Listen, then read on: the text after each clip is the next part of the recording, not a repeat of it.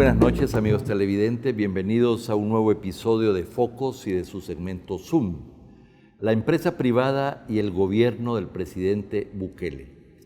Con un comportamiento diferente al que han tenido en la última década sus contrapartes de Nicaragua, Honduras y Guatemala, la empresa privada salvadoreña ha priorizado la defensa de la democracia, la institucionalidad y la libertad de prensa, y ahora la lucha contra la corrupción, llevándola muchas veces a tensionar sus relaciones con los dos gobiernos del FMLN. Para la Asociación Nacional de la Empresa Privada, ANEP, existe una relación directa entre el estado de la democracia, la institucionalidad y la libertad de prensa y la del emprendedurismo privado y el mercado. Si se deteriora uno, se deteriora el otro. Este no fue precisamente el comportamiento de ANEP en la larga noche de la dictadura militar salvadoreña, pero ahora sí lo es, fortaleciendo su contribución al país y su credibilidad nacional e internacional.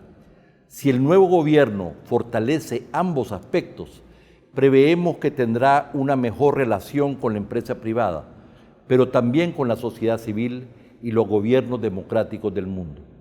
Para hablar de la relación de la empresa privada con el gobierno del presidente Bukele, conversamos esta noche con el vicepresidente de ANEP, Agustín Martínez. Bienvenido, Agustín. Gracias, Alberto. Siempre es un gusto conversar contigo y estar en este programa tan bien aceptado por los salvadoreños. Gracias, me alegra que estés aquí. Debo agregar que Agustín Martínez es presidente de la Cámara Agropecuaria y Agroindustrial y presidente de la Asociación de Avicultores del Salvador, AVES, pero también es presidente de la Federación Centroamericana de Avicultores. Agustín, como alguien que ya tiene muchos años de estar en las gremiales, en la relación con los gobiernos, en el análisis de políticas públicas, etcétera, bueno, tú tienes un criterio sobre cuál fue la relación de ANEP con los gobiernos de Funes y también de Sánchez Serén. Hazme una evaluación, aunque sea breve. Bueno, muchas gracias. Realmente es interesante tu pregunta porque, digamos, en los últimos 10 años hemos tenido una situación bastante sui generis en cuanto a la relación con el gobierno. Quiero decirte que para tus teleaudientes, que la ANEP, que es una gremial que aglutina 50 gremiales de los diferentes sectores productivos, a lo largo de su historia siempre ha estado en defensa de los principios y valores que rigen nuestras democracias y nuestras libertades. Y con diferentes matices en el tiempo nos ha tocado tomar diferentes posiciones. En estos últimos 10 años, nosotros siempre hemos tratado, como es la lógica de los sectores privados en todos los países, es buscar acercamientos, ser constructivos con los diferentes tipos de gobiernos que se instalen, pero nosotros siempre bajo los lemas que rigen nuestros estatutos y principios. ¿Cómo fue la relación con Funes? Con Funes te podría decir que fue al principio bastante cordial, pero en el tiempo se fue deteriorando al grado que tuviste al final de su periodo que incluso nos excluyó de muchas de las instancias donde los sectores productivos tenían representación. Sí, hablamos al principio con bastante énfasis, nos sentamos a hablar de temas los dos temas que considerábamos más importantes en ese momento, que era el tema de un pacto fiscal y el tema de la seguridad, que ya lo veíamos venir y que al final se fue deteriorando y ya lo demás es historia. Con el presidente Sánchez Serén pues ha sido una dinámica tal vez más complicada en el sentido de que tenías tú al vicepresidente hablando con nosotros, hablando de programas, proyectos, pero por otro lado en las diferentes instancias del Estado sentías aquella reacción negativa hacia el sector privado. Entonces no ha sido fácil manejarse en los últimos dos gobiernos y pues hoy estamos empezando uno nuevo y como siempre con visión muy propositiva, esperando que construyamos país. Luis Cardenal, el presidente de ANEP, confirmó que habían tenido al menos 2 reuniones privadas con el señor Nayib Bukele como presidente electo. Esas reuniones entiendo que fueron cordiales, que fueron directas, que hubo una buena comunicación. Cuéntanos. Bueno, yo participé en una de ellas porque en la otra estaba de viaje, pero sí hemos conversado con los diferentes sectores, que han sido reuniones muy cordiales, como un inicio pues para empezar a poner los puntos donde nosotros creemos que deben ponerse en términos de la actividad económica, de las relaciones con el gobierno, y él de manera muy positiva nos expresó que es toda su intención apoyar, desburocratizar, dinamizar la economía, generar todas las condiciones para desarrollar los proyectos que están detenidos, atraer nueva inversión, generar empleo y por supuesto siempre con la visión y enfoque de resolver los problemas sociales que el país tiene. Bueno, esto es agua para sus oídos, en esto hay plena coincidencia. Tuvieron oportunidad también de hablar de los temas de la democracia, de la institucionalidad, de la lucha contra la corrupción, de fortalecer las instituciones. ¿Fue otro ámbito? Sí, o sea, sí se tocan esos temas en este tipo de reuniones, pero de manera muy superficial, porque no hay tanto tiempo para detenernos a ver cómo cada uno está viendo la situación.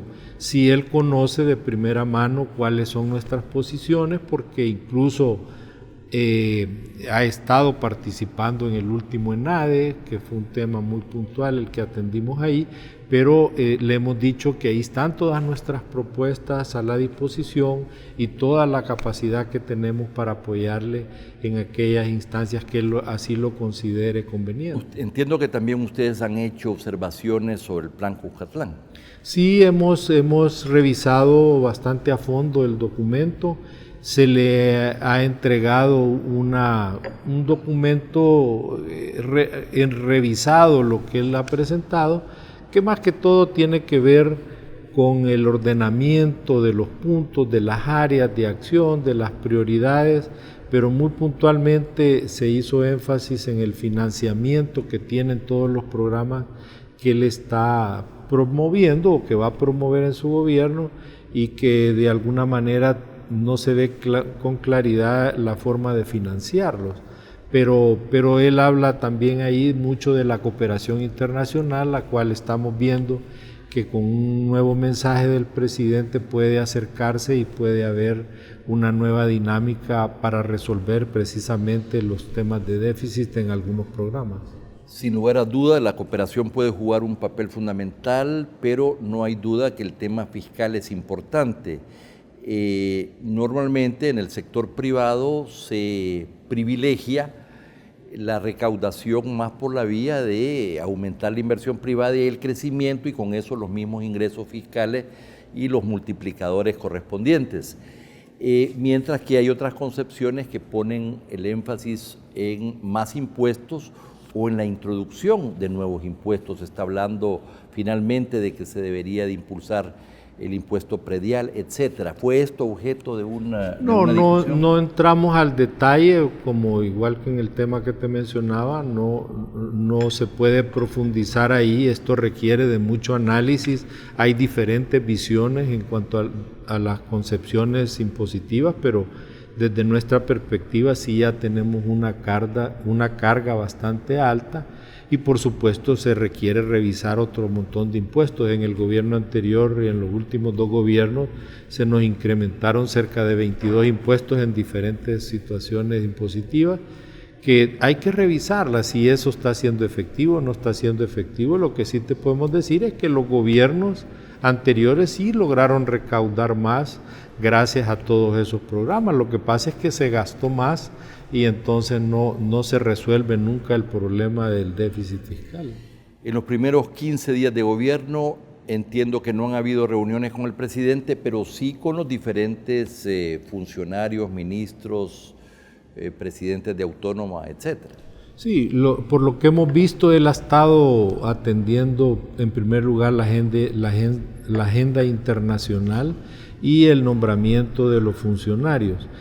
Sí hay ya un inicio en la relación con las diferentes instancias ya nombradas, falta que nombre algunas, pero ya algunas por iniciativa del funcionario y otras por iniciativas nuestras de los diferentes sectores ya se han tenido acercamiento. Yo participé el otro día y fue documentado por los medios la reunión con el ministro de Trabajo, que fue muy estratégica desde mi punto de vista, porque el ministro que toma funciones tiene un viaje, ahorita está saliendo a la OIT, entiendo, a la reunión anual de la OIT, donde ya está el presidente de ANEP y se reunió con los representantes sindicales para ir a hablar allá de que sí está en la disposición de tomar especialmente las acciones que nos tienen en la lista negra que le llaman. Definitivamente vamos a hablar de ese punto.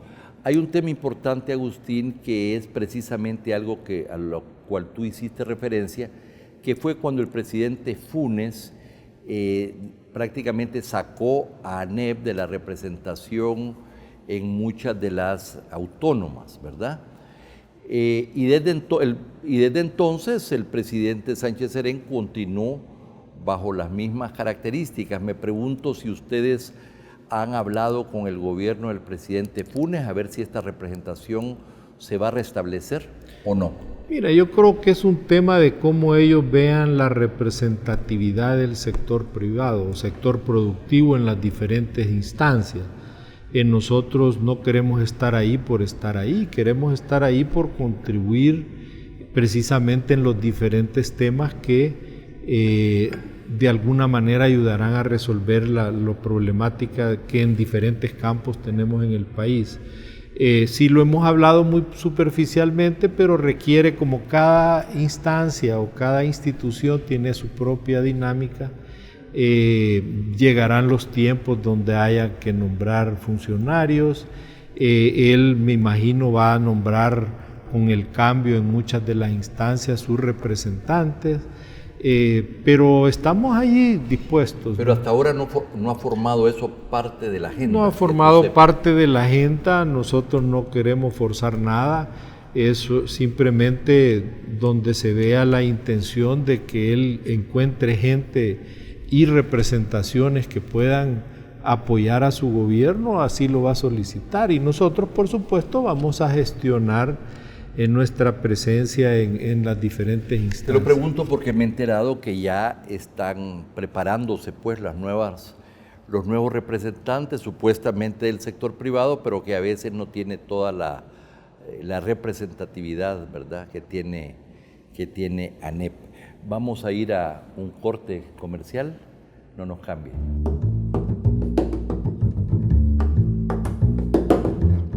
La empresa privada y el gobierno del presidente Bukele es el tema que nos ocupa esta noche, conversando con Agustín Martínez, vicepresidente de la Asociación Nacional de la Empresa Privada ANEP. Agustín, estábamos hablando precisamente antes del corte de las reuniones que ustedes han tenido con funcionarios del gobierno del presidente Bukele en estas primeras 2 semanas. Sí, te comentaba, aparte de la reunión con el ministro de Trabajo, que fue lo más cordial que yo puedo decir, ya preparando la agenda para la reunión de OIT, también han habido en otras instancias. Por ejemplo, el día de ayer se reunió CIFACIL. CIFACIL es una instancia que hemos creado en el sector privado, 7 gremiales de diferentes actividades para apoyar y sugerir cambios en todo el tema de trámites, que empezó con revisión de los trámites aduanales, pero hoy la instancia cubre más áreas donde están los obstáculos para que la economía se dinamice hacia afuera, hacia adentro e internamente. Todo el programa de mejora regulatoria se ha trabajado también con el apoyo de ellos.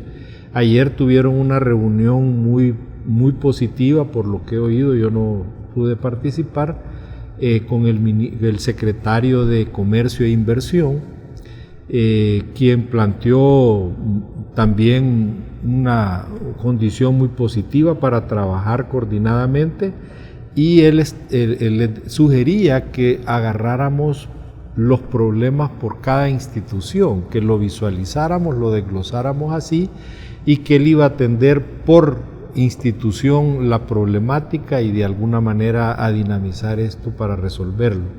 Eso es un cambio de actitud, es algo muy propositivo que estamos viendo. En otras instancias, en la mía muy particular, hemos tenido contacto con el ministro de Agricultura, le mandé una carta pidiéndole una reunión ya de manera más institucional, pero en diferentes campos él ha tenido, entiendo, reuniones con gente de café, en la parte avícola ya para ver el tema sanitario, que es un tema que nos preocupa mucho. Entonces sí hay toda una agenda por parte nuestra que queremos plantearle a los funcionarios, pero entendemos también que ellos están resolviendo, conociendo la institución, resolviendo problemas de cambios y de nueva visión, pero estamos ahí pues esperando a la brevedad posible alguna reunión en el campo agropecuario.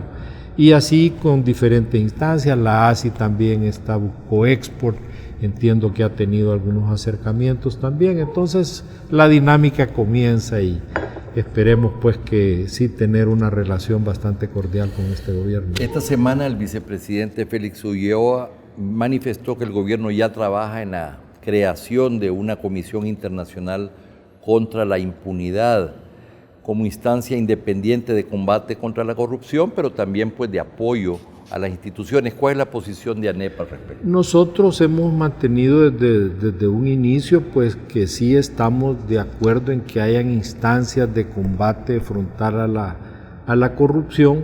Sin embargo, diferimos en los formatos. Nosotros apoyamos que cualquier institucionalidad que se cree alrededor de este tema tiene que estar adscrito a entidades locales donde se pueda manejar el tema, por supuesto con toda la transparencia posible para resolverlo, pero sí tiene que haber bastante línea, digamos, de parte de las autoridades para que se combata la corrupción.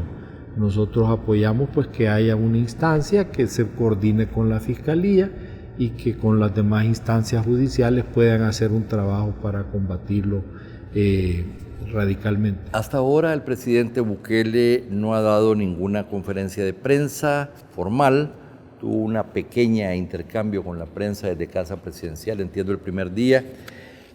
Hay un nuevo método de comunicación que ha sido pues ya observado nacional e internacionalmente. Yo en mi columna antepasada hablé del presidente tweet y da instrucciones por esta vía, no quiere decir que no se reúna con los ministros. ¿Qué comentarios tienes de esta nueva original forma de comunicarse y también de gobernar? Yo creo que bajo la perspectiva del presidente, que lo hemos conocido precisamente a través de esos medios, él está generando una nueva dinámica de cómo manejar el gobierno.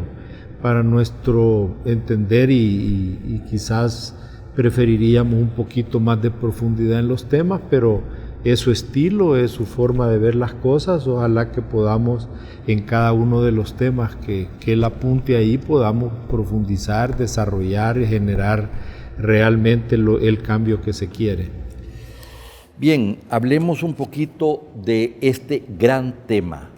Llama la atención que en un gobierno del FMLN, que se supone que que tenían particular interés en el mundo de los trabajadores, ¿verdad?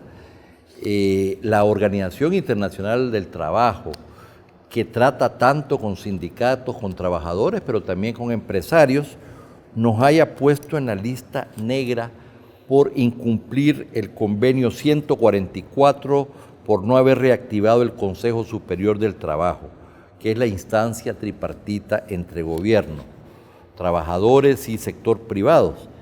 Esto fue declarado acéfalo en el año 2013 por el gobierno de Funes y permaneció así todo el quinquenio.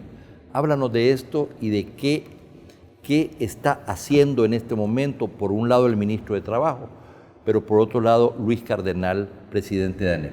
Bueno, yo creo que si vas un poco a la historia, digamos, en el 2013 prácticamente la instancia se perdió, porque la instancia del Consejo Superior del Trabajo, yo era miembro de ese consejo, y desde ese año no se volvió a convocar. O sea, el consejo no ha funcionado cuando es parte de un convenio suscrito en la OIT. Y yo creo hay como 3 quizás convenios que están siendo trastocados con la forma en que se manejó en el pasado, que es el convenio 87, el convenio 98 y el 144, que tiene que ver en resumen con la libertad sindical, la injerencia del gobierno en las elecciones de estas diferentes instancias y en la representatividad de ellas en las diferentes instancias tripartitas, y la del 144 que tiene que ver con cómo se maneja las entidades tripartitas y la importancia que deben tener para las tomas de decisiones, particularmente en los temas de trabajo. Esta es la primera vez que sucede, entiendo yo. Sí, pero ya llevamos 5 años, sí, o sea, claro. Estamos ahí en esa lista desde el 2015, porque no ha habido la voluntad de querer reactivarlas, porque el gobierno anterior tenía su propia visión al respecto y eso nos entrampó todo. Realmente se dejaron de hacer muchas cosas de manera tripartita, porque son varias instituciones las que tienen esa condición. Te recuerdo, está no solo el Consejo Superior del Trabajo, pero también el Consejo Nacional del Salario Mínimo, está el INSAFORP, está el Instituto Salvadoreño del Seguro Social, está el Fondo Social para la Vivienda, que son instancias que tienen que ver únicamente con temas de trabajo, donde las representaciones deben de estar claras, bien dadas y con el respaldo suficiente para que les dé credibilidad de los trabajadores, de los empresarios o de los sectores productivos y del gobierno, siendo el administrador al final el gobierno. Pero sí nos ha gustado la posición del ministro de Trabajo, que les dijo a los trabajadores y nos dijo a nosotros que él va a ser árbitro, no con el ánimo de que estemos peleando, sino de que se concilien muchas veces las cosas que a veces se distancian por parte de... ¿Cuál es el mensaje que el ministro lleva a Ginebra? El mensaje que lleva es que realmente, aunque hoy nos volvieron a poner en la lista negra, donde está Venezuela y otros países, de trabajar porque en la próxima reunión pueda salir El Salvador de la lista, especialmente provocando que haya toda la legitimidad de un Consejo Superior del Trabajo que trabaje coordinadamente y de un Consejo Nacional del Salario Mínimo que trabaje también como lo mandan estos estatutos y estos convenios internacionales. ¿Y ustedes están en ese sentido más optimistas? Estamos bien optimistas, hemos abierto una nueva relación con el gobierno en el campo laboral, en cómo va a manejar las relaciones de los trabajadores y de los sectores productivos y de todo lo relacionado a lo laboral, muy positiva. Y yo creo en esa parte sí quisiera felicitar al ministro, porque de primera mano tomó acción y va a dejar un mensaje en la OIT donde ya se va a plantear que vamos a trabajar por resolver y que El Salvador no siga siendo nunca más parte de la lista esa en que nos pueden penalizar. Bien, el pasado 20 de mayo, México y la Comisión Económica para América Latina y el Caribe, CEPAL, presentaron un plan de desarrollo para precisamente impulsar inversiones y cooperación, no solamente en el sur de México, pero en el Triángulo Norte. Se habló hasta de montos que llegarían a 35,000 millones, algunos le llaman que esto sería el Plan Marshall, pero esta es la respuesta de Andrés Manuel López Obrador a la problemática de la migración. Hay coincidencias con el presidente, pero también creo yo con el sector privado, de decir, si se quiere resolver el problema de la migración, hay que atacar los orígenes de los problemas de inseguridad y de ausencia de oportunidades económicas en nuestros países.